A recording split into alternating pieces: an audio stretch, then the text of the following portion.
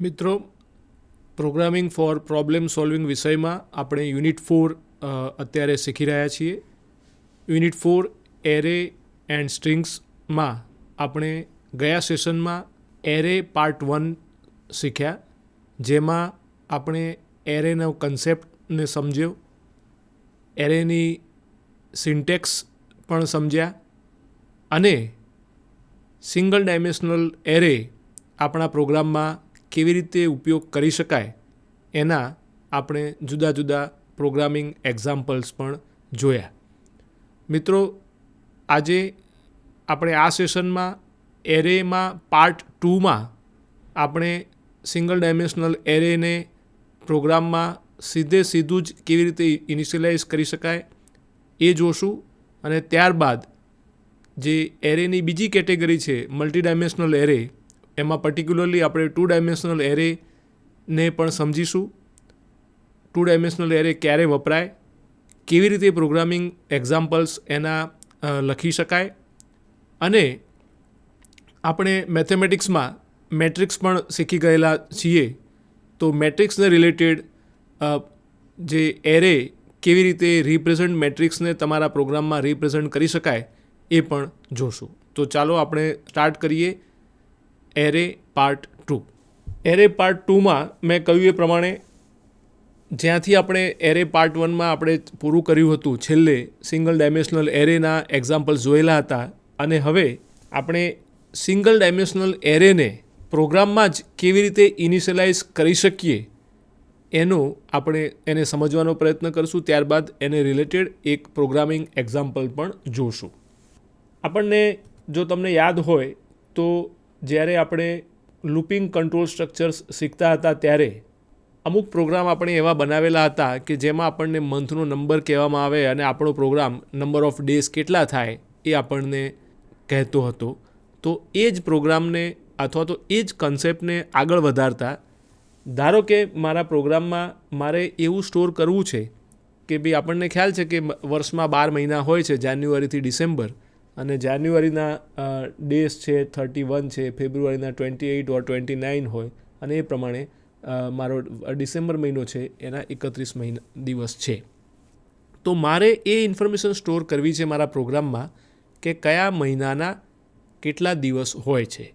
તો એને મારા પ્રોગ્રામમાં હું સિંગલ ડાયમેન્શનલ એરેનો ઉપયોગ કરીને કેવી રીતે લખી શકું. તો આ તમે લાઈન જરા બરાબર સમજવાનો પ્રયત્ન કરજો.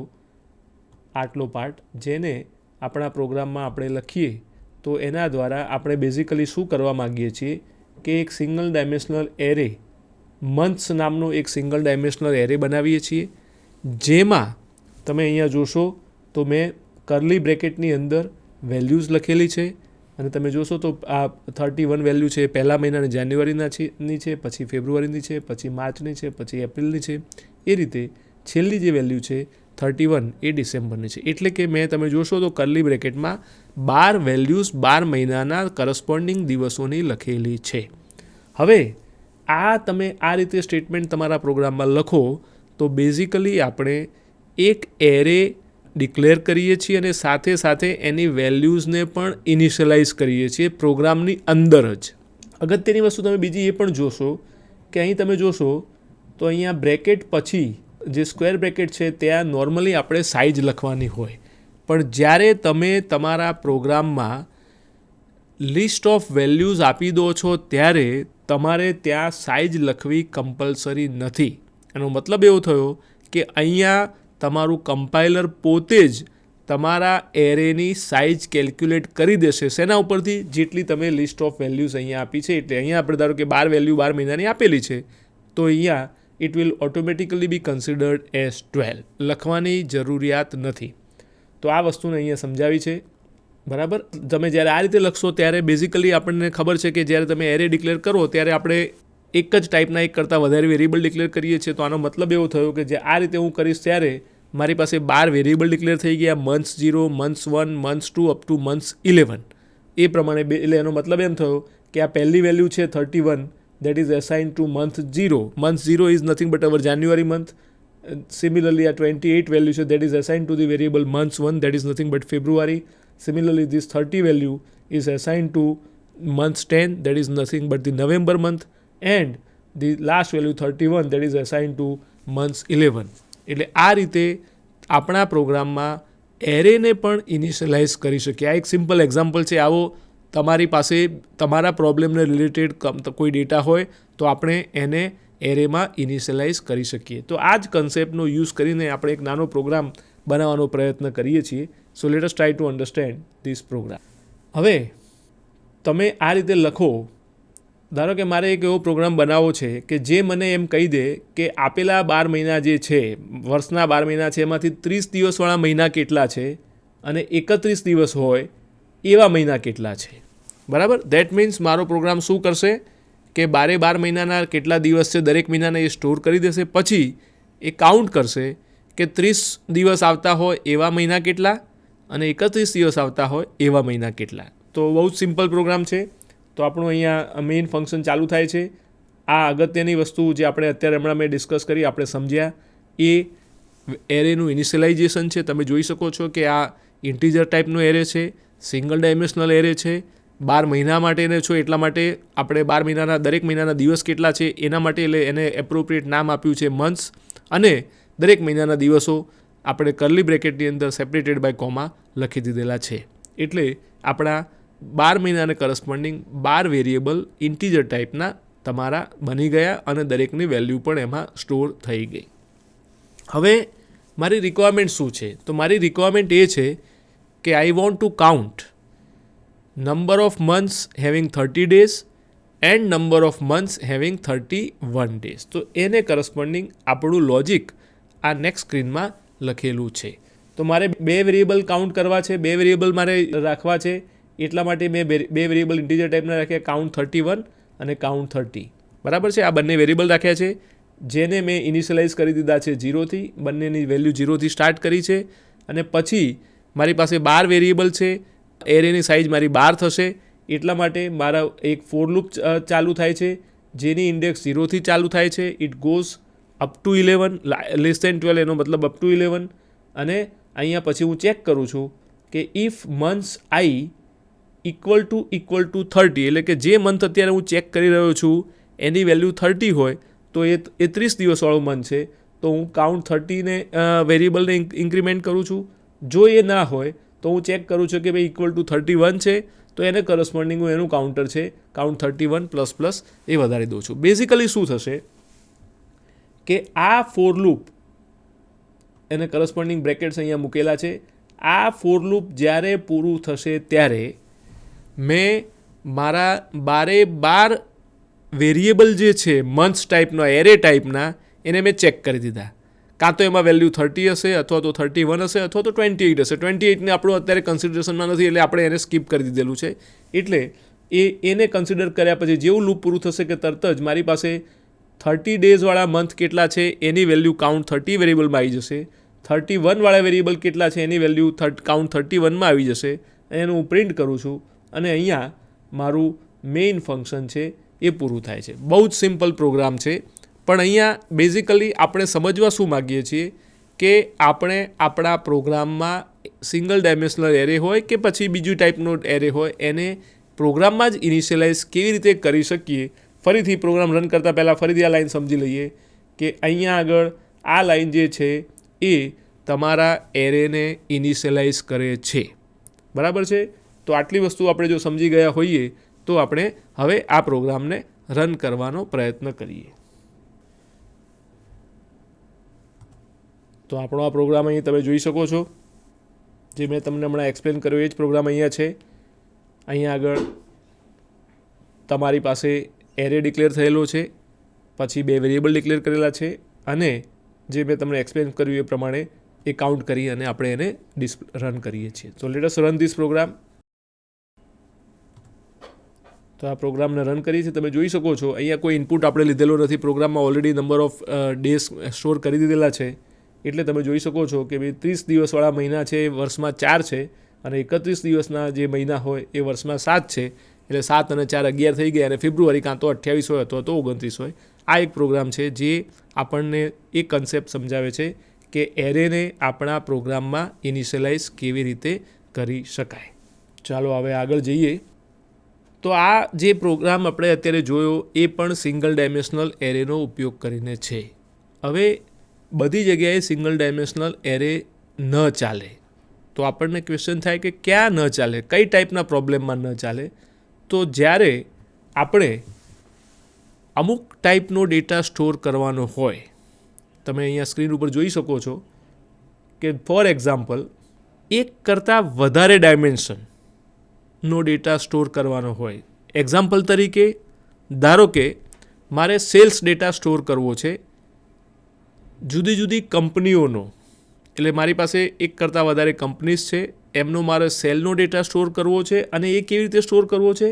Quarter wise. આપણને ખબર છે કે વર્ષમાં 4 ક્વાર્ટર હોય, બરાબર છે ને? 3 મહિનાનું એક ક્વાર્ટર હોય, તો વર્ષમાં 4 ક્વાર્ટર હોય, તો ક્વાર્ટર વાઇઝ મારે સેલ્સ ડેટા, જુદી જુદી કંપનીઓનો ડેટા મારે સ્ટોર કરવો છે. એ એક એક્ઝામ્પલ છે કે જ્યાં તમે સિંગલ ડાયમેન્શનલ એરેનો ઉપયોગ ન કરી શકાય, કારણ કે તમારે એક કરતાં વધારે ડાયમેન્શન છે. એક કરતાં વધારે ડાયમેન્શનનો મતલબ શું થયો? કે એક તમારું ક્વાર્ટર થયું કંપની, એક તમારું ડાયમેન્શન થયું કંપનીનું નામ, બીજું ડાયમેન્શન થયું ક્વાર્ટર નંબર, એટલે 2 ડાયમેન્શન થયા. અને તમારો જે ડેટા હોય, બરાબર, એટલે 2 ડાયમેન્શન થયા. એવી જ રીતે ધારો કે આપણે તમારી કોઈ સ્ટુડન્ટની જ વાત કરીએ, તો તમારી કોઈ એક્ઝામ થઈ, તો જુદા જુદા સબ્જેક્ટ હોય, તો જુદા જુદા સબ્જેક્ટમાં સબ્જેક્ટ વાઇઝ તમારા માર્ક્સ હોય, તો એ પણ તમારો ડેટા છે એ સિંગલ ડાયમેન્શનલ એરેમાં સ્ટોર ના થઈ શકે. કેવી રીતે? કે એક બાજુ છે રોલ નંબર અથવા તો એનરોલમેન્ટ નંબર સ્ટુડન્ટનો, અને બીજી બાજુ છે સબ્જેક્ટનું નામ. એટલે આ પણ એક્ઝામ્પલ એવો થયો કે જેમાં એક કરતાં વધારે ડાયમેન્શન છે. એટલે આ જે ડેટા છે એ તમારા સિંગલ ડાયમેન્શનલ એરેનો ઉપયોગ કરીને આપણે સ્ટોર કરી શકીએ નહીં. બરાબર સમજી લો. ડાયમેન્શનનો મતલબ શું થયો? કે તમે કેટલી જુદી જુદી વસ્તુઓના ધ્યાનમાં રાખીને તમે ડેટા સ્ટોર કરો છો. એક જ વસ્તુ છે કે એક કરતાં વધારે વસ્તુ છે?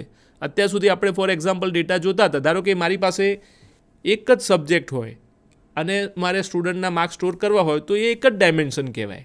પણ મારી પાસે એક કરતાં વધારે સબ્જેક્ટ છે અને પાછા સ્ટુડન્ટ વાઇઝ મારે enrolment number wise data store કરવો છે, તો એ જે છે એ એક કરતાં વધારે ડાયમેન્શનવાળો ડેટા કહેવાય. અને એને સિંગલ ડાયમેન્શનલ એરેથી આપણે રિપ્રેઝન્ટ ન કરી શકીએ. હજુ જો સમજણ ના પડી હોય આમાં, તો વધારે ક્લેરિટી નેક્સ્ટ સ્લાઇડ જ્યારે આવશે ત્યારે આપણને આવશે કે સિંગલ ડાયમેન્શનલ અને મલ્ટી ડાયમેન્શનલની વચ્ચેનો એક્ઝેક્ટ ડિફરન્સ કેવી રીતે આપણે સમજી શકીએ. આ એક તમે એક્ઝામ્પલ જુઓ. ધારો કે મારી પાસે, મેં હમણાં તમને જે એક્ઝામ્પલ આપ્યું એ પ્રમાણે જુદી જુદી કંપનીઓના નામ છે અને ક્વાર્ટર વાઇઝ ડેટા હું સ્ટોર કરવા માગું છું. તો એ તમે જોઈ શકો છો આ ટેબલમાં કે આ લાઇનમાં અહીંયા મેં ક્વાર્ટરના નંબર સ્ટોર કર્યા છે, ક્વાર્ટર 1, 2, 3, 4. અને આ રીતે તમે જોશો આમ આ સાઈડ ઉપર મેં કંપનીના નામ સ્ટોર કર્યા છે. એટલે મારી પાસે 2 ડાયમેન્શન થયા. એક ડાયમેન્શન શું થયું? ક્વાર્ટરનો નંબર. બીજું ડાયમેન્શન શું થયું? કંપનીનું નામ. તો ફોર એક્ઝામ્પલ ધારો કે હું આ નંબરને અત્યારે રિફર કરું 20ને, તો હું એવું કહી શકું કે એ ABC કંપનીનો ક્વાર્ટર 2નો ડેટા છે અથવા તો વેલ્યુ છે. ABC કંપનીનું ક્વાર્ટર 2માં સેલ્સ, જો આ આંકડા જો સેલ્સના હોય તો આપણે એવું કહી શકીએ કે ABC કંપનીનો ક્વાર્ટર 2માં સેલ્સની વેલ્યુ 20 હતી. સેમ વે હું એવું કહી શકું, આ 18 લઉં તો હું એવું કહી શકું કે XYZ કંપનીનું ક્વાર્ટર 3માં સેલ્સ 18 હતું. ઇન શોર્ટ, તમે અહીંયા જુઓ છો કે આપણું એક ટેબલ ટાઈપનું બને છે. તમને બધાને એક્સેલ ને બધું આવડતું હશે, તો એક્સેલમાં જે આપણે ટેબ્યુલર ટાઈપમાં ડેટા સ્ટોર કરીએ છીએ, બેઝિકલી એ ટાઈપનો ડેટા તમારી પાસે હોય અને તમારે એને સ્ટોર કરવો હોય અને પછી એના ઉપર કંઈક પ્રોસેસિંગ કરવું હોય, કંઈક કામ કરવું હોય, તો આવા ડેટાને આપણે સિંગલ ડાયમેન્શનલ એરેથી સ્ટોર ન કરી શકીએ. અહીંયા મેં સમજાવ્યું એ પ્રમાણે જો આપણે આને ડાયમેન્શનના સેન્સમાં સમજવાનો પ્રયત્ન કરીએ, તો આ તમારું હોરિઝોન્ટલ ડાયમેન્શન છે, આ તમારું વર્ટિકલ ડાયમેન્શન છે. એટલે કે 2 ડાયમેન્શન થયા. એટલા માટે આ ડેટાને સ્ટોર કરવો હોય તો મારે ડાયમેન્શનલ એરેનો ઉપયોગ કરવો પડે. એટલે હવે બહુ જ ક્લિયર થઈ ગયું કે જ્યારે આપણને પ્રોબ્લેમ સ્ટેટમેન્ટ આપેલું હોય એ પ્રોબ્લેમ સ્ટેટમેન્ટ ઉપરથી જ આપણને ખ્યાલ આવી જાય કે આના માટે આપણે સિંગલ ડાયમેન્શનલ એરે વાપરવો પડશે કે 2 ડાયમેન્શનલ એરે વાપરવો પડશે કે એના કરતાં વધારે ડાયમેન્શનવાળો એરે વાપરવો પડશે. આપણને સિંગલ ડાયમેન્શનલ કરતાં વધારે ડાયમેન્શન હોય એટલે આપણે એને જનરલ નામ આપ્યું છે મલ્ટી ડાયમેન્શનલ એરે. મલ્ટી એટલે 2 અથવા 2થી વધારે ડાયમેન્શનવાળો એરે. બરાબર છે. તો એવા કેસમાં આપણે 2 ડાયમેન્શનલ એરે, આ એક્ઝામ્પલ છે જેને આપણે 2 ડાયમેન્શનલ એરેથી સ્ટોર કરી શકીએ. વધુ એક એક્ઝામ્પલ જોઈએ. ધારો કે મને એક કંપની આપી છે XYZ. મારી પાસે એક કંપનીનો ડેટા છે XYZ કંપનીનો, જેનો મારી પાસે સેલ્સ ડેટા છે મંથ વાઇઝ. આ તમે ટેબલમાં જોશો તો આ એક્સ એક્સિસને આપણે આને કહીએ તો એક્સ એક્સિસ ઉપર મેં મંથના નામ લખ્યા છે. વાય એક્સિસ ઉપર મેં XYZ કંપની જેટલી પ્રોડક્ટ બનાવે છે એના નામ લખેલા છે. અહીંયા આગળ મેં સિમ્પલ તરીકે ABC લખ્યા છે. It can be any name. તો અહીં તમે જોશો તો કંપની એક જ છે, કંપનીનું નામ XYZ છે, પણ એનો કયો ડેટા સ્ટોર કરીએ છીએ? મંથ વાઇઝ, આઇટમ વાઇઝ સેલ્સનો ડેટા. તો અહીંયા પણ તમારા 2 ડાયમેન્શન થયા, એટલા માટે તમારું ટેબલ જેવું સ્ટ્રક્ચર બન્યું. એટલા માટે આ ડેટાને પણ સ્ટોર કરવા માટે આપણે 2 ડાયમેન્શનલ એરે જોઈએ. આશા રાખું છું કે તમે સમજી રહ્યા છો કે 2 ડાયમેન્શનલ અને સિંગલ ડાયમેન્શનલની વચ્ચેનો ડિફરન્સ શું થયો. બરાબર છે. એટલે અહીંયા મેં બંને એક્ઝામ્પલ જુદા છે. અહીંયા આપણે કંપની એક જ લીધી છે, એનું month wise, item wise data store કર્યો છે. આ એક 2 ડાયમેન્શનલ એરે છે. આગળના એક્ઝામ્પલમાં આપણે કંપનીઓ એક કરતાં વધારે લીધી હતી અને એનો sales data quarter wise store કરતા હતા. એ પણ 2 ડાયમેન્શનલ એરેનો એક્ઝામ્પલ છે. ઓકે. તો 2 ડાયમેન્શનલ એરે કોને કહેવાય? 1 ડાયમેન્શનલ એરે કરતાં એ કેવી રીતે જુદો પડે છે એનો આપણે કન્સેપ્ટ સમજી ગયા. હવે સી લેંગ્વેજના પોઈન્ટ ઓફ વ્યૂ, સી લેંગ્વેજના પ્રોગ્રામમાં આપણે 2 ડાયમેન્શનલ એરેને તમારે લખવો હોય, ડિક્લેર કરવો હોય તો એની આપણને સિન્ટેક્સ આવડવી જોઈએ. તો સિન્ટેક્સ શું છે 2 ડાયમેન્શનલ એરેની? તો બહુ ફરક નથી. સૌથી પહેલાં તમારે ડેટા ટાઈપ લખવાનું હોય, જે આપણે સિંગલ ડાયમેન્શનલ એરેમાં પણ કરતા હતા. પછી વેરિયેબલનું નામ આવે, તમારું જે વેરિયેબલ એરેનું નામ તમારે આપવું હોય તે. પછી અહીંયા બીકોઝ ઇટ ઇઝ 2 ડાયમેન્શન, અહીંયા તમારી પાસે સ્ક્વેર બ્રેકેટમાં પહેલાં રોની સાઇઝ આવશે એટલે વેલ્યુ આવશે, જે નંબર ઓફ રોઝ બતાવશે, અને પછી નંબર ઓફ કોલમ બતાવશે. બરાબર સમજી લો. રો અને કોલમ બોલીએ છીએ આપણે, એનો મતલબ જ એમ થયો કે ટેબલ છે. બરાબર. પહેલી વેલ્યુ એ કેટલી રો તમારા એરેમાં આવશે 2 ડાયમેન્શનલમાં એ બતાવે છે, અને બીજી વેલ્યુ બતાવે છે જેને આપણે કોલ સાઇઝ કહ્યું, એટલે એ બીજી વેલ્યુ છે એ કોલમની સાઇઝ બતાવે છે. બરાબર. એટલે પહેલી વેલ્યુ જે છે એ indicates number of rows in a table, while the second value indicates number of columns in a table or an array. So basically 2 dimensional array એ બીજું કશું નથી પણ તમારું ટેબલ છે. અને આપણને ખબર છે કે table consist of rose and columns. બરાબર. તો કેટલી રો એ તમારા વેરિયેબલના નામ પછી, તમે જ્યારે ડિક્લેર કરો ત્યારે વેરિયેબલના નામ પછી બ્રેકેટમાં, સ્ક્વેર બ્રેકેટમાં તમે જે પહેલો નંબર લખશો એ રો નંબર બતાવશે, બીજો નંબર લખશો એ કોલમ નંબર બતાવશે. આટલી વસ્તુ આપણે ધ્યાનમાં રાખીશું. હવે હમણાં જે આપણો XYZ કંપનીનો જે એક્ઝામ્પલ લીધો કે જેમાં આપણે એવું કહ્યું કે ભાઈ એનો દરેક month wise, item wise data આપણે સ્ટોર કરવા માગીએ છીએ. બરાબર સમજીએ. અને મંથ વાઇઝ, આઇટમ વાઇઝ આવું ધારો કે આપણે ડેટા સ્ટોર કરવાનો થતો હોય તો આપણે જે હમણાં જે ટેબલ બનાવ્યું, અહીંયા તમે જોઈ શકો છો, આ જે ટેબલ બનાવ્યું છે XYZ કંપનીનું, તો એમાં તમે જુઓ તો કેટલી રો છે? તો 3 રો છે. બરાબર છે ને? કેટલી કોલમ છે? તો જાન્યુઆરીથી ડિસેમ્બર એટલે કે 12 કોલમ છે. એટલે આ પર્ટિક્યુલર ડેટાને સ્ટોર કરવા માટે જે હું એરે બનાવીશ એમાં 3 રો અને 12 કોલમ હોવી જોઈએ. એગ્રી? એટલા માટે તમે અહીંયા જોશો તો અહીંયા મારું ડેટા ટાઈપ ઇન્ટીજર છે, મારા વેરિયેબલનું નામ છે સેલ્સ, જે એરેનું નામ હું કહું છું, અને અહીંયા પહેલું વેલ્યુ છે 3, બીજી વેલ્યુ છે 12. બરાબર છે? હવે 3 રો છે, આ 3 એ તમારી રો બતાવે છે, અને આ 12 જે છે એ તમારી કોલમ બતાવે છે. બરાબર છે? 12 કોલમ કેમ લખી? કારણ કે આપણને ખબર છે કે આપણે વર્ષના 12 મહિના માટે આપણો ડેટા સ્ટોર કરવો છે, એટલા માટે 12 કોલમ આવી. તમારા XYZ કંપનીનું જે આપણે એક્ઝામ્પલ તરીકે સમજી રહ્યા છીએ એમાં કેટલી આઇટમ છે? તો 3 આઇટમ છે, એટલા માટે મેં અહીંયા 3 લખ્યું. તો બેઝિકલી તમે જ્યારે આવું લખશો ત્યારે ઇન્ટીજર, સેલ્સ, 3, 12 એટલે 3 છે તમારી રો થઈ, 12 છે એ તમારી કોલમ થઈ. તો એ બેઝિકલી તમે જ્યારે આવું કરશો ત્યારે અગાઉ તમને જો યાદ હોય તો જ્યારે આપણે એરેની વાત કરી હતી ત્યારે આપણે કહ્યું હતું કે ભાઈ હંમેશા તમે જ્યારે કોઈ પણ એરે બનાવો ત્યારે કમ્પાઇલર તમારી મેમરીમાંથી કન્ટિગ્યુઅસ લોકેશન્સ એટલે એક બાજુનો એક આખો બ્લોક લઈ લે જે તમારો આખો એરે સ્ટોર કરે. તો અહીંયા આગળ આપણી પાસે ટોટલ કેટલા નંબર સ્ટોર થશે? તો 3 × 12 એટલે 36 ઇન્ટીજર્સ, ડિફરન્ટ ઇન્ટીજર્સ સ્ટોર થશે. એટલે 36 ઇન્ટીજર સ્ટોર થઈ શકે એટલી જગ્યા કમ્પાઇલર તમારા સેલ્સ નામના વેરિયેબલ માટે રિઝર્વ કરી દેશે. બરાબર યાદ સમજી લેજો કે 2 ડાયમેન્શનલ એરે એ આપણા સમજવા માટે છે. જ્યારે કમ્પ્યુટરની મેમરીની વાત કરીએ ત્યારે કમ્પ્યુટરની મેમરી જે છે એમાં 2 ડાયમેન્શન જેવું કંઈ હોતું નથી, એ તો એક જ ડાયમેન્શનમાં હોય છે.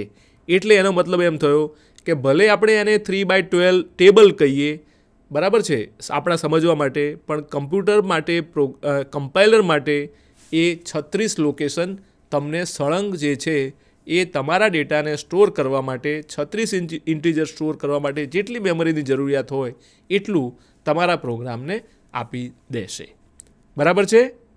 તો આ વાત થઈ તમારા પ્રોગ્રામમાં 2 ડાયમેન્શનલ એરેને કેવી રીતે ડિક્લેર કરવો એની.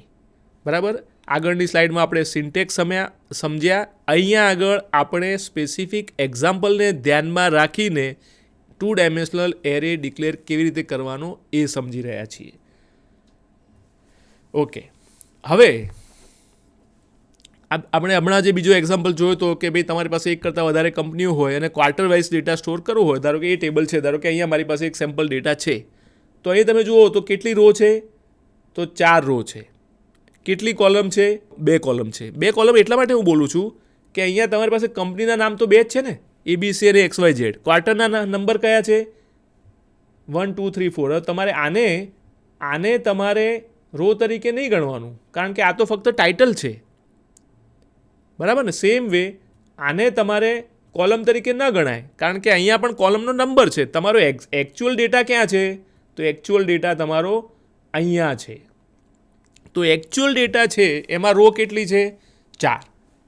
એકચ્યુઅલ ડેટા છે એમાં કોલમ કેટલી છે? તો 2. એટલા માટે મારો જે એરે હું બનાવીશ, જેને હું સેલ્સ નામ આપું છું, એમાં હું પહેલો નંબર લખું છું 4, that is my number of rose.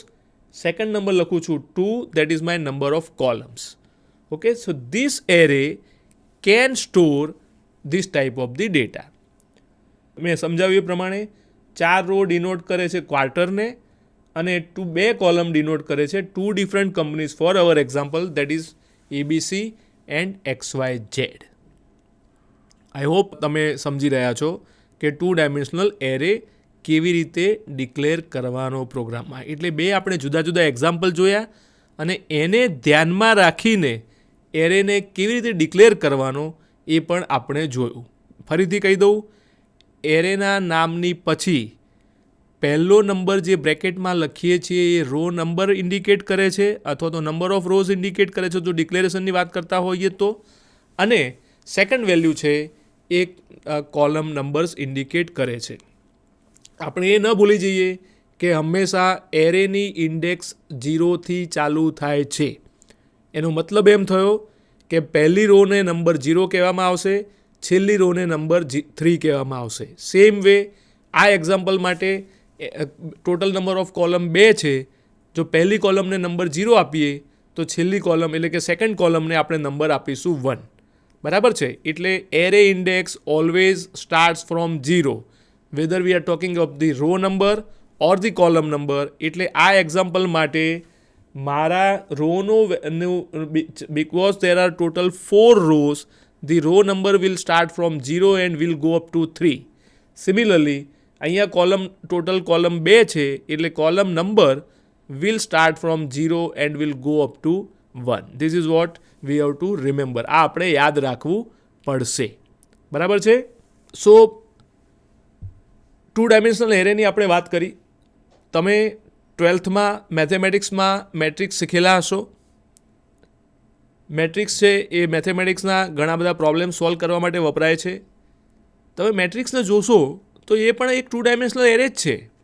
એટલે જ્યારે મેટ્રિક્સનો ઉપયોગ કરીને આપણે કોઈ પ્રોબ્લેમને કોમ્પ્યુટર પ્રોગ્રામથી સોલ્વ કરવા માગતા હોઈએ ત્યારે એ મેટ્રિક્સને આપણા પ્રોગ્રામમાં 2 ડાયમેન્શનલ એરેનો ઉપયોગ કરીને રિપ્રેઝન્ટ કરી શકીએ.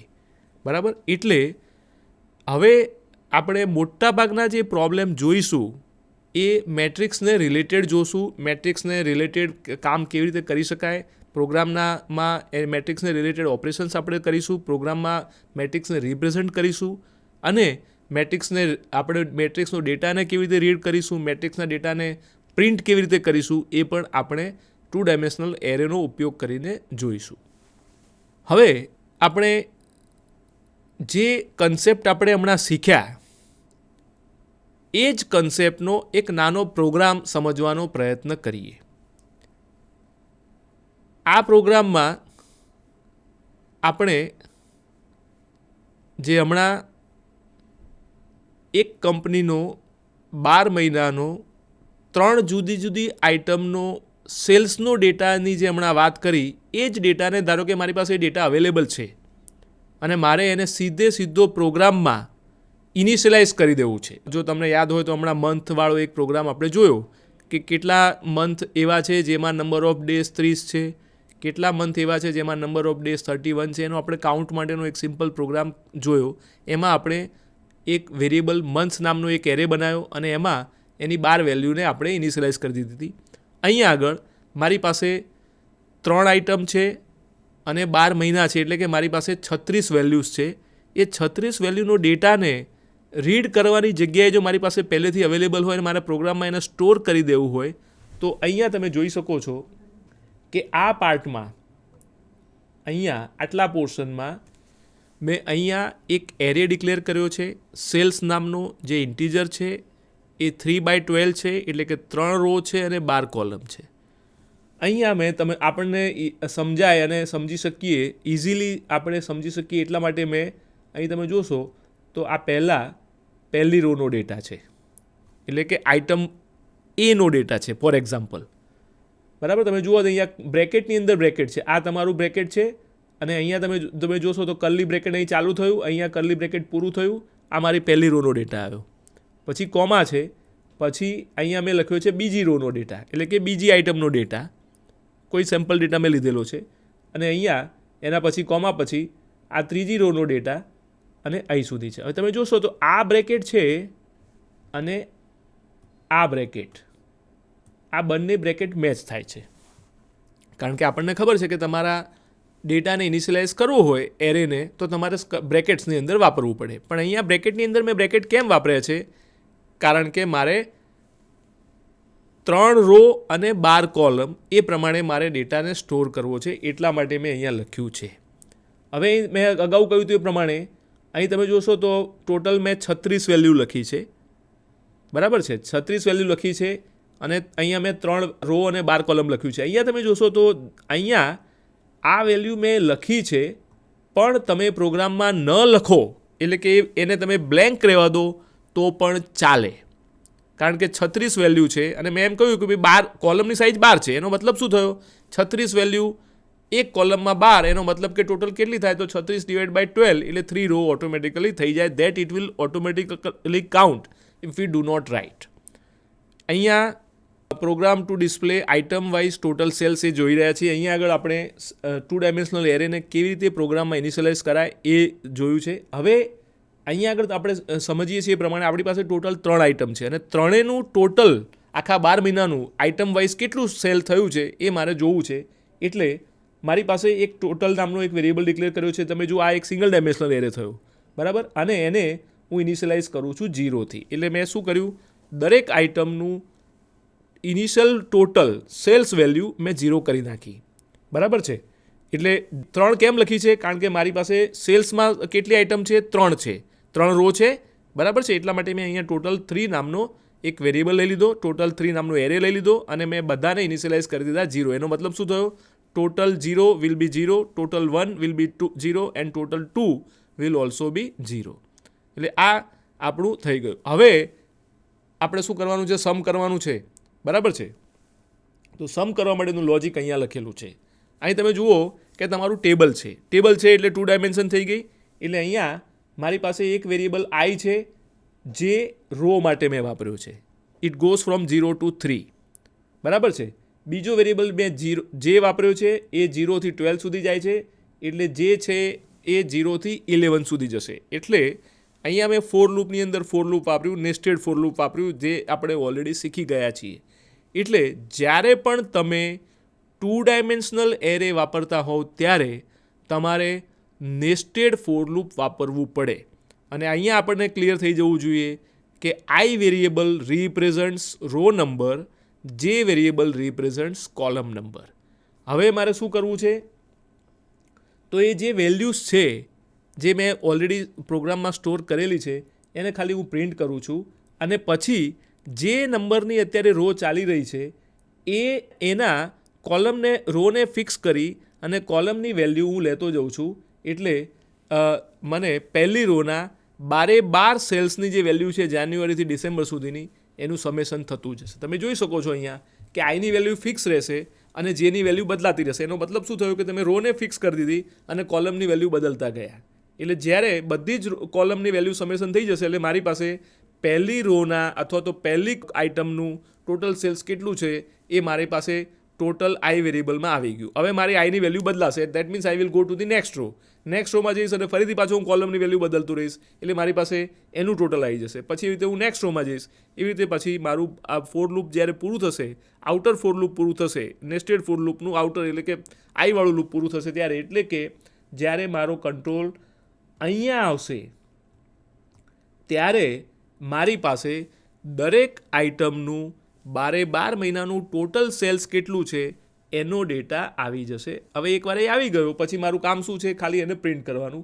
કારણ કે મારી પાસે ટોટલ 3 આઇટમ છે એટલે i goes from 0 less than 3 અને હું અહીંયા પ્રિન્ટ કરું છું કે item percentage d total sales is equal to i અને ટોટલ આઈ. જે ટોટલ આઈ એ સિંગલ ડાયમેન્શનલ એરે છે અને એનો ઉપયોગ કરી અને અહીંયા આગળ હું એનું પ્રિન્ટ કરી શકીશ, બરાબર છે. એટલે આ 2 ડાયમેન્શનલ એરેનો ઉપયોગ કરી અને હમણાં જે આપણે એક્ઝામ્પલ લીધેલો છે એને આપણે સેલ્સની ટોટલ સેલ્સની value item wise yearly total કેટલું થાય એ આપણે પ્રિન્ટ કરી શકીએ. ચાલો જોઈએ કેવી રીતે આ પ્રોગ્રામ રન થાય છે.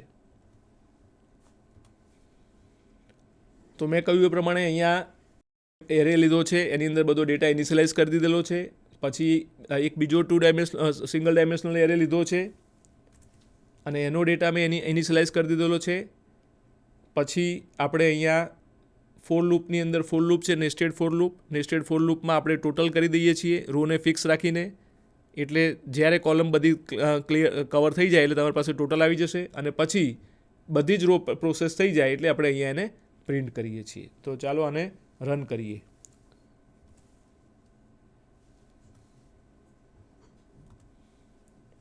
તમે જોઈ શકો છો અહીંયા આગળ આપણે ડેટા બધો જ પ્રોગ્રામમાં સ્ટોર કરી દીધેલો છે. એટલે કશું જ પૂછતું નથી, આપણો પ્રોગ્રામ કશું જ પૂછતો નથી. પણ એને શું કર્યું છે તમે જુઓ તો આપણો આ અહીં તમે જુઓ તો આ તમારી પહેલી રોનો ડેટા છે.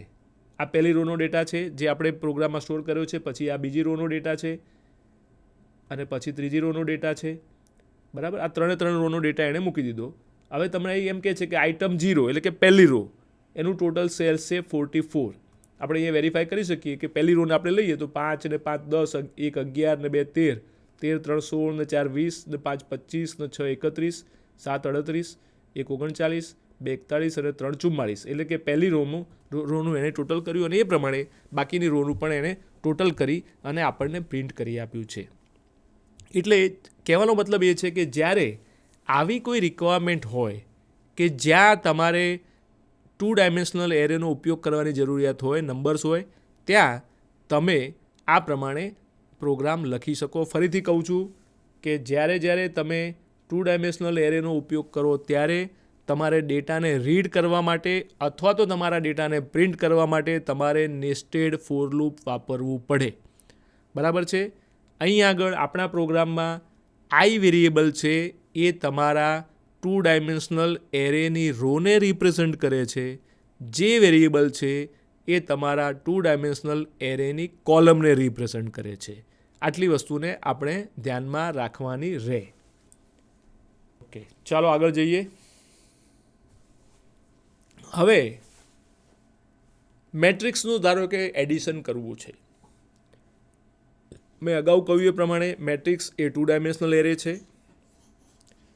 મેટ્રિક્સનું આપણે એડિશન ત્યારે કરી શકીએ કે જ્યારે જે બે મેટ્રિક્સનું હું એડિશન કરવા માગું છું એ બંનેની રો અને બંનેની કોલમ મેચ થવી જોઈએ. એટલે કે number of columns in both the matrix and number of rows in both the matrix should be same, then only addition is possible. એનો મતલબ એમ થયો કે ધારો કે મારી પાસે એક મેટ્રિક્સ એ છે જેની સાઇઝ 3x3 છે.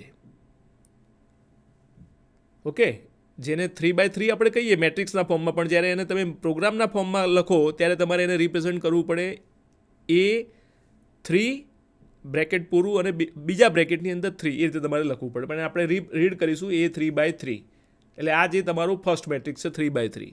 ધારો કે બીજો મેટ્રિક્સ છે એ 3x2, તો આ બંનેની વચ્ચે એડિશન પોસિબલ નથી કારણ કે બંનેની કોલમ મેચ થતી નથી. એની કોલમ 3 છે, બીની કોલમ 2 છે, એટલા માટે એડિશન પોસિબલ નથી. પણ જો મારી પાસે મેટ્રિક્સ આ રીતે હોય 3x3, બીજો મેટ્રિક્સ પણ 3x3 છે, તો બંનેની નંબર ઓફ રો અને બંનેની નંબર ઓફ કોલમ મેચ થાય છે, એટલા માટે એડિશન ઇઝ પોસિબલ.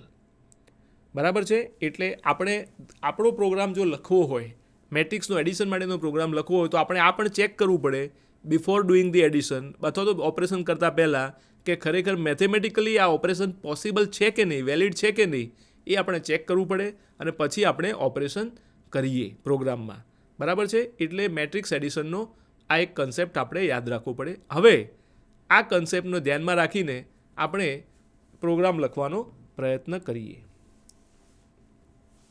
ધારો કે આપણે મેટ્રિક્સ એડિશનનો પ્રોગ્રામ લખવો છે, તો મેં કહ્યું પ્રમાણે તમારે પહેલાં તો બંને મેટ્રિક્સનો ડેટા રીડ કરવો પડે, પછી તમારે બંને મેટ્રિક્સની રો અને કોલમ પહેલાં લઈ લેવા પડે, પછી બંને મેટ્રિક્સના તમારે ડેટા રીડ કરવો પડે, પછી તમારે સમેશન એડિશન પોસિબલ છે કે નહીં એ ચેક કરવું પડે, પછી જો પોસિબલ હોય તો બંને મેટ્રિક્સનો સરવાળો કરવો પડે અને પછી તમારે જે સમ મેટ્રિક્સ આવે એને તમારે ડિસ્પ્લે કરવું પડે.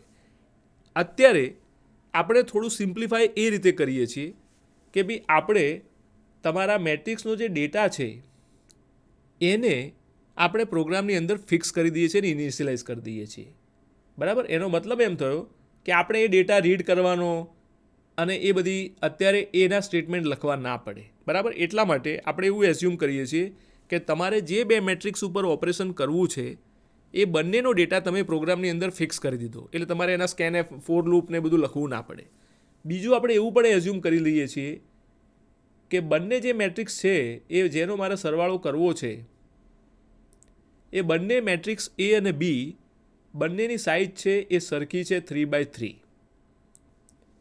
અને એટલે જો બંને મેટ્રિક્સની સાઇઝ આપણે 3x3 એઝ્યુમ કરીએ છીએ તો તમારા સમ મેટ્રિક્સ એટલે જે એડિશન કરશો એ મેટ્રિક્સની સાઇઝ પણ 3x3 જ આવશે. બરાબર છે. એટલે આપણે આટલી વસ્તુ એઝ્યુમ કરી અને આગળ ચાલીએ છીએ. બરાબર છે. એટલે ટુ બિગિન વિથ આપણે આપણા બંને મેટ્રિક્સને પ્રોગ્રામમાં ઇનિશિયલાઇઝ કરી દઈએ છીએ, એટલે એના સ્ટેટમેન્ટ ના લખવા પડે રીડ કરવા માટેના. અને આપણે એવું પણ એઝ્યુમ કરીએ છીએ કે બંને મેટ્રિક્સ છે એ 3x3 સાઇઝના છે, જેને આપણે એ અને બી મેટ્રિક્સ કહીએ છીએ, અને આપણે 3x3 બંને મેટ્રિક્સ સરખી સાઇઝના હોય 3x3ના, એટલે સમેશન પણ આપણું 3x3 થઈ જશે. બરાબર છે. આટલું એઝ્યુમ કરી અને આપણે પ્રોગ્રામ લખવાનો પ્રયત્ન કરીએ છીએ. ઓકે, તમે અહીંયા જોશો તો અહીંયા આગળ તમારો પહેલો મેટ્રિક્સ છે એ 3x3. એમાં પહેલી રોમાં 3x3 છે એટલે 3 રો થઈ અને 3 કોલમ થઈ. પહેલી રોનો ડેટા છે 1 2 3, સેકન્ડ રોનો ડેટા છે 1 2 3, થર્ડ રોનો ડેટા છે 1 2 3. તમે જોઈ શકો છો આપણે ઇનિશિયલાઇઝ કેવી રીતે કર્યું છે. પહેલી રોનો ડેટા કર્લી બ્રેકેટમાં, પછી કોમા, બીજી રોનો ડેટા કર્લી બ્રેકેટમાં, પછી કોમા, ત્રીજી રોનો ડેટા કર્લી બ્રેકેટમાં, અને પછી તમારું ક્લોઝિંગ બ્રેકેટ આવી જાય છે. સેમ વે મારી પાસે બીજો મેટ્રિક્સ છે બી. બરાબર છે. એ પણ 3x3 છે. અને અત્યારે આપણે સમજવા માટે અને આપણે ઓટોમેટિકલી કેલ્ક્યુલેટ કરી શકીએ એટલા માટે મેં શું કર્યું છે, પહેલા મેટ્રિક્સ એને 1 2 3 1 2 3 1 2 3 એ રીતે બનાવ્યો છે, અને બીજા મેટ્રિક્સને બધા જ નંબર 1 રાખ્યા છે. બરાબર છે. પછી આઈ અને જે નામના વેરિયેબલ બનાવ્યા છે, કારણ કે આપણે લૂપિંગ કરવું પડશે, બે ફોર લૂપની અંદર ફોર લૂપ વાપરવું પડશે, એટલે એક વેરિયેબલ છે એ આઉટર લૂપને કંટ્રોલ કરશે અને બીજો વેરિયેબલ છે એ ઇનર લૂપને કંટ્રોલ કરશે. અને પછી બે વેરિયેબલ મારા એ અને બી 3x3 સાઇઝના મેટ્રિક્સ છે, એટલે સમેશન કરીશ એટલે એ પણ 3x3નો બનશે. એટલા માટે આ એક જે વેરિયેબલ છે સમ નામનો, જે તમારા બંને મેટ્રિક્સનું જે સમેશન આવશે, સરવાળો આવશે, એને આપણે આ સમ નામના એરેમાં, જે 2 ડાયમેન્શનલ એરે છે 3x3 સાઇઝનો, એમાં આપણે સ્ટોર કરીશું. બરાબર છે. બહુ જ સિમ્પલ છે. આ સ્ક્રીનમાં આપણે બે મેટ્રિક્સ એ અને બી 3x3ના લીધા છે અને એને અમુક સેમ્પલ ડેટાથી ઇનિશિયલાઇઝ કરી દીધેલા છે, અને એક બીજો 3x3 મેટ્રિક્સ બનાવ્યો છે સમ નામનો. બરાબર છે.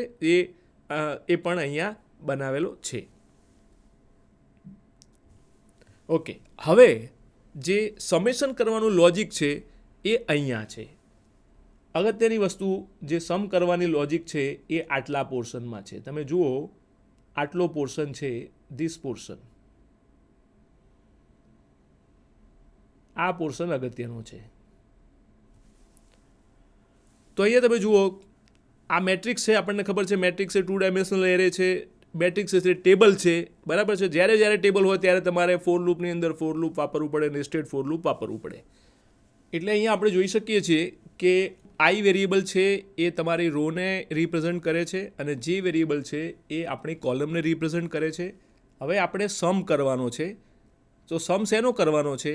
આપણને ખબર છે કે ભાઈ બંને મેટ્રિક્સના કરસ્પોન્ડિંગ રો અને કોલમ સેમ હોય. બરાબર છે. એને આપણે સમ કરવાનો છે. એટલે કે જો ધારો કે મારે ફર્સ્ટ રો ફર્સ્ટ કોલમનો મારે આન્સર જોઈતો હોય તો મારે એનો ફર્સ્ટ રો ફર્સ્ટ કોલમ લેવી પડે અને બીની ફર્સ્ટ રો ફર્સ્ટ કોલમ લેવી પડે. બરાબર છે. તો મને સમની મળે. એનો મતલબ એમ થયો કે અહીંયા આગળ આપણું જે સ્ટેટમેન્ટ છે સમ આઈ જે ઇઝ ઇક્વલ ટુ એ આઈ જે પ્લસ બી આઈ જે, એટલે ત્યાં આગળ જે તે એલિમેન્ટનું એપ્રોપ્રિએટ સમ થશે, અને જ્યારે તમારા બધા જ એલિમેન્ટ્સ તમારા એ અને બી બંને મેટ્રિક્સના તમારા બધા એલિમેન્ટ્સ આપણે જોઈ લીધા હશે, ત્યારે સમ નામનો જે 2 ડાયમેન્શનલ એરે છે જેમાં આપણે સમ સ્ટોર કરીએ છીએ એ બની ગયેલો હશે. હવે આપણી પાસે આન્સર આવી ગયો. હવે આપણે શેનો સમ કર્યો એ ડિસ્પ્લે કરવા માટે આપણે અહીંયા આગળ પહેલાં તો પ્રિન્ટ કરીએ છીએ એ મેટ્રિક્સને. એટલે અહીંયા આગળ આ જે તમારું ફોર લૂપ જે છે, અહીંયા આટલો પોર્શન એ બેઝિકલી તમારા એ મેટ્રિક્સને પ્રિન્ટ કરે છે, જે આપણે ઓલરેડી ડેટા લીધેલો છે સ્ક્રીનમાં. પણ હવે આપણે સમ પ્રિન્ટ કરીએ છીએ તો આપણને કન્વિન્સ કેવી રીતે થઈએ કે ભાઈ ખરેખર ડેટા સાચો પ્રિન્ટ સમેશન સાચો થયો કે ના થયો. એટલા માટે અહીંયા એક four loop, nested for loop વાપરી અને તમે અહીં જોઈ શકો છો તો આપણે કોની વેલ્યુ પ્રિન્ટ કરીએ છીએ? એ આઈ જે. હવે એ મેટ્રિક્સ જેવું દેખાય એટલા માટે શું થાય કે એક રો આખી પ્રિન્ટ થઈ જવી જોઈએ. પછી જ્યારે રો પૂરી થાય ત્યારે તમારે સેકન્ડ રો છે એ નેક્સ્ટ રોમાં પ્રિન્ટ દેખાવી જોઈએ, સેકન્ડ રોના નંબર્સ. એટલા માટે જ્યારે તમારું રો પૂરી થાય એટલે તમારે એક કોલમ આખી રો પ્રોસેસ થઈ જાય પછી તમે જોશો આ પ્રિન્ટએફ સ્ટેટમેન્ટ છે ને એ ન્યૂ લાઇન લખેલું છે, એટલે કે એક આખી રો પૂરી થઈ ગઈ, હવેનું પ્રિન્ટિંગ છે એ નેક્સ્ટ રો ઉપર કરવાનું. એટલે આ પ્રિન્ટએફ છે એ આઉટસાઇડ ધી ફોર લૂપ છે. કયા ફોર લૂપની? જે વેરિયેબલવાળું જે ફોર લૂપ છે એમાં એક જ સ્ટેટમેન્ટ છે, પ્રિન્ટએફ એકલું જ છે. અને જે તમારું આઉટર ફોર લૂપ છે આઈવાળું, એમાં ફોર લૂપની અંદર ફોર લૂપ છે અને બીજું સ્ટેટમેન્ટ છે પ્રિન્ટએફ. તમે આ જે પ્રિન્ટએફ જે વાપરેલું છે અહીં, આ જે પ્રિન્ટએફ હું અત્યારે બતાવી રહ્યો છું એ ફક્ત તમારા પ્રિન્ટિંગમાં રો બાય રો પ્રિન્ટિંગ આવે એને કંટ્રોલ કરવા માટે છે.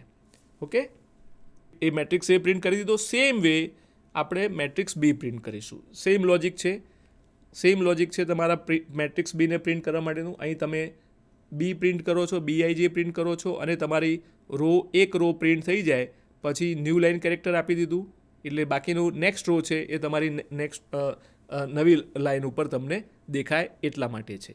એટલે આ તમારું મેટ્રિક્સ એ પ્રિન્ટ થઈ ગયો, હવે બી પ્રિન્ટ થઈ ગયો. સેમ લોજિકથી આપણે સમેશન પ્રિન્ટ કરીશું. અહીંયા પણ તમે જુઓ કે લોજિક રિમેન્સ ધી સેમ. અહીંયા આગળ તમારું સમેશન પ્રિન્ટ થયું. સેમ લોજિકથી તમારું એક રો પૂરી થઈ જાય આન્સરની, પછી આન્સર તમારો બીજી લાઇન ઉપર, નેક્સ્ટ રો છે બીજી લાઇન ઉપર દેખાય એના માટે છે. અહીંયા તમારું મેઇન ફંક્શન રિટર્ન થાય છે અને આ જે છે એ મેઇન ફંક્શનનું કર્લી બ્રેકેટ છે. બહુ જ સિમ્પલ લોજિક છે. તમે જોશો તો એકની એક લોજિક રિપીટ થાય છે. ફરીથી કહી દઉં, આમાં પ્રોગ્રામ ભલે મોટો છે, કન્ફ્યુઝન નહીં કરતા. અહીંયા આગળ તમે જોશો તો અગત્યનો જે પાર્ટ છે, ખરેખર આપણા પ્રોગ્રામનો જે ઇમ્પોર્ટન્ટ પાર્ટ છે કે ખરેખર સમેશન ક્યાં થાય છે, તો આ જે ફોર લૂપ મેં અત્યારે બતાવ્યું છે ત્યાં સમેશન થયું. સમેશન થઈ ગયા પછી આપણે શું કર્યું? મેટ્રિક્સ એને પ્રિન્ટ કર્યો, પછી સેમ લોજિકથી મેટ્રિક્સ બીને પ્રિન્ટ કર્યો અને સેમ લોજિકથી તમારા સમેશનને પ્રિન્ટ કર્યું. આ આપણો પ્રોગ્રામ થયો. તો હવે આ જે પ્રોગ્રામ મેં તમને સમજાવ્યો એ જ પ્રોગ્રામ આપણે અહીંયા રન કરીએ છીએ. મેં અગાઉ કહ્યું તે પ્રમાણે આપણે બધા જ પ્રોગ્રામ વિઝ્યુઅલ સ્ટુડિયો કોડમાં આપણે રન કરી રહ્યા છીએ. 2 મેટ્રિક્સ અહીં ઇનિશિયલાઇઝ કરી દીધેલા છે, બરાબર. અને એ પ્રમાણે આપણે અહીંયા સમેશન કર્યું અને સમેશન કર્યા પછી 1 બાય 1 મેટ્રિક્સ આપણો એ, બી અને ત્રીજું આ તમારું જે લૂપ છે એના દ્વારા આપણે સમ મેટ્રિક્સને પ્રિન્ટ કરીએ છીએ. તો આ પ્રોગ્રામને રન કરીએ. મેં કહ્યું એ પ્રમાણે આમાં બધો જ ડેટા આપણે પ્રોગ્રામની અંદર જ આપી દીધો છે, એટલે આપણે કશું ઇનપુટ કરવાનું નથી. તમે જોઈ શકો છો અહીંયા કે પહેલો મેટ્રિક્સ આ જે પ્રિન્ટ થયો, આપણે 1 2 3 1 2 3 આપેલું હતું, એટલે આ પહેલા મેટ્રિક્સની 3 બાય 3ની નો ડેટા આવી ગયો 1 2 3 1 2 3 1 2 3. આ તમારો બીજો મેટ્રિક્સ છે બી, બધાને આપણે 1 1 થી ઇનિશિયલાઇઝ કરેલા હતા અને આપણો પ્રોગ્રામ છે એ સમેશન કરવા માટેનો હતો. એટલે તમે જોઈ શકો છો કે આ આપણું સમેશન 2 3 4 2 3 4 2 3 4 આવે છે. તમને યાદ હશે કે કેવી રીતે આન્સર આવે છે. તો આ પહેલી રો પહેલી કોલમ એક મેટ્રિક્સની અને પહેલી રો પહેલી કોલમ 1 અને 1 પ્લસ કરશો એટલે આન્સર 2 આવશે. એ રીતે બધા જ એલિમેન્ટ આપણે આ રીતે આપણા પ્રોગ્રામમાં આવે છે. આ પ્રોગ્રામને આપણે સિમ્પ્લિફાય કર્યો છે, એઝ્યુમ કર્યું છે કે આપણો ડેટા ફિક્સ છે, પણ દરેક વખતે એવું હોતું નથી. તો હવે આ પ્રોગ્રામને જનરલાઇઝ કેવી રીતે બનાવી શકાય? જનરલાઇઝનો મતલબ એવો થયો કે આપણે ડેટાને ફિક્સ નથી કરતા, આપણે મેટ્રિક્સની સાઇઝ પણ આપણે ફ્લેક્સિબલ રાખવી છે. એટલા માટે અહીંયા આગળ તમે જોશો તો અહીંયા આગળ મેં 3 મેટ્રિક્સ ડિફાઇન કર્યા છે, એ, બી અને સી, અને ત્રણેયને 4 બાય 4 સાઇઝના બનાવ્યા છે. એટલે આપણે એવું એઝ્યુમ કરીશું એ અને બી છે એ આપણા ઇનપુટ મેટ્રિક્સ છે અને સી છે જેમાં આપણે સમ સ્ટોર કરીશું. એટલે બેઝિકલી આપણે શું કરવા માગીએ છીએ? C equal to A plus B matrix આપણે કરવા માગીએ છીએ. એટલા માટે હવે બિકોઝ આ જનરલાઇઝ છે એટલા માટે મારી પાસે એમ, એન અને પી ક્યુ નામના 2 વેરિયેબલ લીધેલા છે. એમ શું કહે છે? પહેલા મેટ્રિક્સમાં નંબર ઓફ રોઝ, અને એન છે એ number of columns in matrix A. એટલે એમ અને એન છે એ એની સાઇઝ છે અને પી બાય ક્યુ એ બીની સાઇઝ છે, બરાબર છે. એટલે એ આપણે અહીંયા વેરિયેબલ લીધેલા છે. આઈ અને જે ટેમ્પરરી વેરિયેબલ લીધેલા છે. હવે તમારે પૂછવું પડે કે પહેલા મેટ્રિક્સમાં કેટલી રો છે અને પહેલા મેટ્રિક્સમાં કેટલી કોલમ છે. પહેલા મેટ્રિક્સમાં જેટલી રો છે એને આપણે એમમાં સ્ટોર કરીએ છીએ અને નંબર ઓફ કોલમને આપણે એનમાં સ્ટોર કરીએ છીએ. સિમિલરલી બીજા મેટ્રિક્સમાં નંબર ઓફ રોઝ કેટલી છે એને પીમાં સ્ટોર કરીએ છીએ અને નંબર ઓફ કોલમ્સ કેટલી છે એને ક્યુમાં સ્ટોર કરીએ છીએ. એટલે આપણી પાસે એમ, એન, પી અને ક્યુ 4 વેરિયેબલ આવી ગયા. હવે આપણી પહેલી રિક્વાયરમેન્ટ શું છે કે ભાઈ નંબર ઓફ રોઝ અને નંબર ઓફ કોલમ બંને મેટ્રિક્સના મેચ થવા જોઈએ તો જ એડિશન પોસિબલ છે, અધરવાઇઝ નથી. એટલે અહીં આપણે ચેક કરીએ છીએ કે if m is not equal to p or n not equal to q, આ બેમાંથી એક પણ કન્ડિશન ખોટી હોય તો તમારી મેટ્રિક્સનું એડિશન પોસિબલ નથી. એટલા માટે અહીંયા મેસેજ મૂકી દઈએ છીએ size do not match, addition is not possible, અને અહીંયા આપણે પ્રોગ્રામ પૂરો કરી દઈએ છીએ. બરાબર. એટલે ઇફ કન્ડિશન મેચ થશે, ક્યારે મેચ થશે, ઇફ કન્ડિશન ક્યારે ટ્રુ થશે કે જ્યારે રોની સાઇઝ અથવા તો કોલમની સાઇઝ બેમાંથી એક પણ મેચ નથી થતું તો આપણો પ્રોગ્રામ, બાકીનો ડેટા પૂછવાની જ જરૂર નથી કે કયા ડેટા છે, કારણ કે રો નંબર અને કોલમ નંબર પહેલાં મેચ થવા જોઈએ તો અને તો જ આપણું એડિશન પોસિબલ છે. એટલે હવે પૂછવાની જરૂર રહેતી નથી. ધારો કે આ ઇફ કન્ડિશન ફોલ્સ છે, એનો મતલબ એમ થયો કે બંને મેટ્રિક્સની સાઇઝ કોમ્પેટિબલ છે, એડિશન પોસિબલ છે, તો આપણે ડેટાને રીડ કરીશું. એટલે અહીં આગળ પહેલા મેટ્રિક્સને તમે અહીંયા આપણે મેસેજ મૂક્યો છે કે એન્ટર મેટ્રિક્સ એ રો વાઇઝ, એટલે ફરીથી પાછું નેસ્ટેડ ફોર લૂપ આવશે. આઈ છે એ રોને કંટ્રોલ કરશે, જે છે એ કોલમને રિપ્રેઝન્ટ કરશે. ફોર લૂપની અંદર તમારું સ્કેનએફ આવ્યું, એટલે એ નામના 2 ડાયમેન્શનલ એરેમાં તમારો પહેલો મેટ્રિક્સ સ્ટોર થઈ ગયો. સેમ લોજિકનો યુઝ કરીને આપણે બી મેટ્રિક્સને રીડ કરીએ છીએ. અહીંયા આગળ તમારું આઈ અને જે ફરીથી વાપરે આપણે, આઈ છે એ રોને રિપ્રેઝન્ટ કરશે, જે છે એ કોલમને રિપ્રેઝન્ટ કરશે, અને ફોર લૂપની અંદર સ્કેનએફ વાપર્યું અને તમારું બી નામના મેટ્રિક્સમાં આપણે ડેટાને રીડ કરી લીધો. ઓકે, સો આપણે મેટ્રિક્સ એ અને બી બંને રીડ કરી દીધા છે. હવે આપણે શું કરીએ છીએ, જે મેટ્રિક્સનો ડેટા રીડ કર્યો છે એને ફક્ત પ્રિન્ટ કરીએ છીએ. એટલે ફરીથી પાછું સેમ લોજિક, ઉપર ટાઇટલ આપી દીધું મેટ્રિક્સ એ, પછી તમારું ફોર લૂપની અંદર ફોર લૂપ, અને અહીંયા તમારું પ્રિન્ટેફ સ્ટેટમેન્ટ, અને રો વાઇઝ પ્રિન્ટ કરવા માટે જેવી એક રો પૂરી થાય કે આપણે એક ન્યૂ લાઇન કેરેક્ટર આપી દઈએ છીએ. એટલે આ તમારો મેટ્રિક્સ એ પ્રિન્ટ થશે આનાથી. પછી સેમ લોજિકથી મેટ્રિક્સ બી પ્રિન્ટ કરીએ છીએ. બરાબર. અને રો વાઇઝ પ્રિન્ટ થાય એટલા માટે અહીંયા તમારું ન્યૂ લાઇન કેરેક્ટર આપ્યું. એટલે આપણે અત્યાર સુધી શું કર્યું કે બે મેટ્રિક્સને રીડ કર્યા, એ અને બી, અને બંનેને આપણે 1 બાય 1 પ્રિન્ટ કર્યા છે. હવે આપણું અહીંયા સમેશન કરીએ છીએ. તો આપણને સેમ લોજિક આપણે વાપરીશું. સી મેટ્રિક્સની અંદર આપણે સમેશન લેવો છે, એટલા માટે તમારું ફોર લૂપની અંદર ફોર લૂપ, એટલે આઈ તમારી રો બતાવશે, જે છે તમારી કોલમ બતાવશે, અને આ જે લાઇન છે એ એકચ્યુઅલ તમારું સમેશન કરે છે CIJ equal to AIJ plus BIJ. બરાબર. અને એનું સમેશન પણ થઈ ગયું, અને જેમ જેમ તમારું એલિમેન્ટ વાઇઝ સમેશન થતું જાય છે એમ આપણે એને પ્રિન્ટ કરતા જઈએ છીએ. એટલે તમારી જેવી એક રો પૂરી થાય કે અહીંયા આગળ આપણે ન્યૂ લાઇન કેરેક્ટર આપીએ છીએ, એટલે આ તમારું જ્યારે ફોર લૂપ પૂરું થશે ત્યારે, નેસ્ટેડ ફોર લૂપ પૂરું થશે ત્યારે તમારો આન્સર મેટ્રિક્સ પણ પ્રિન્ટ થઈ ગયો, અને અહીંયા તમારું રિટર્ન સ્ટેટમેન્ટ છે, અને અહીંયા તમારું આ જે છે એ તમારું મેઇન ફંક્શન અહીંયા પૂરું થયું. તો આ રીતે આપણે એક જનરલાઇઝ પ્રોગ્રામ લખ્યો જેમાં આપણે મેટ્રિક્સની સાઇઝ આપી અને પછી એનો જે ડેટા આપીએ એ પ્રમાણે પ્રિન્ટ થશે. તો ચાલો ચેક કરીએ.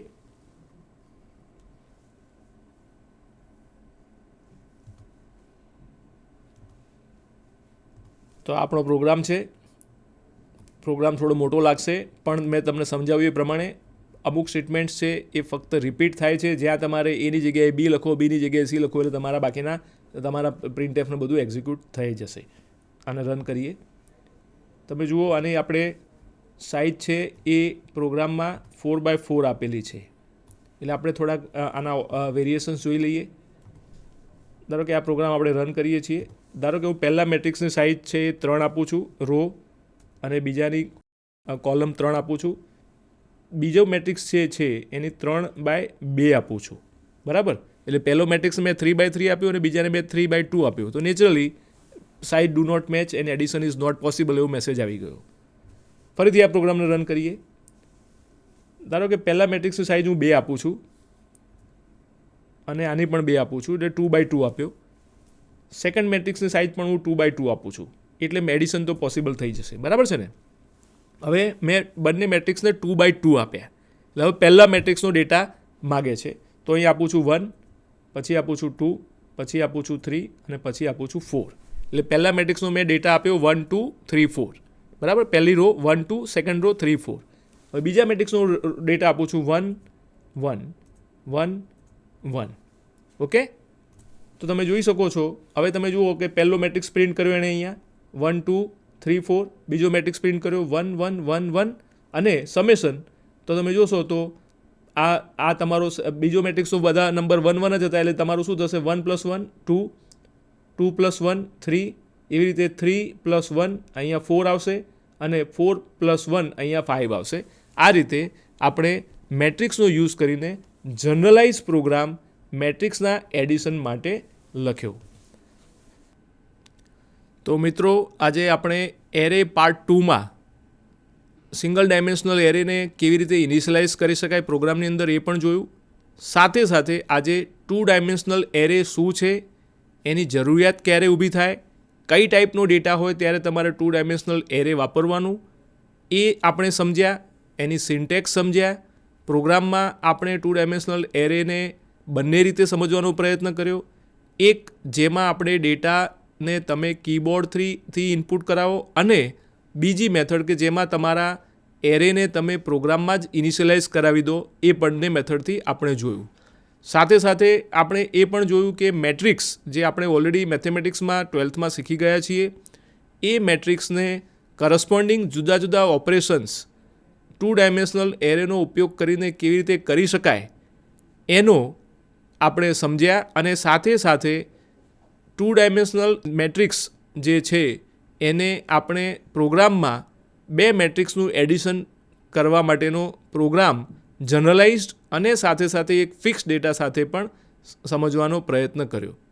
મિત્રો, આપણે જ્યારે નેક્સ્ટ ટાઈમ મળીશું ત્યારે હજુ 2 ડાયમેન્શનલ એરેના અમુક પ્રોગ્રામ આપણે જોશું. સાથે સાથે મલ્ટી ડાયમેન્શનલ એટલે કે 2 ડાયમેન્શન કરતાં વધારે ડાયમેન્શનવાળા મેટ્રિક્સની જરૂરિયાત ક્યારે ઊભી થાય, કઈ ટાઈપના એક્ઝામ્પલ હોય ત્યારે ઊભી થાય એ જોશું. અને પછી આપણે એરેનો ઉપયોગ કરીને, જેને આપણે કેરેક્ટર ટાઈપનો એરે કહીએ છીએ, સ્ટ્રિંગ, એને સમજવાનો પ્રયત્ન કરશું. સ્ટ્રિંગના જુદા જુદા ઓપરેશન્સ સમજવાનો પ્રયત્ન કરીશું.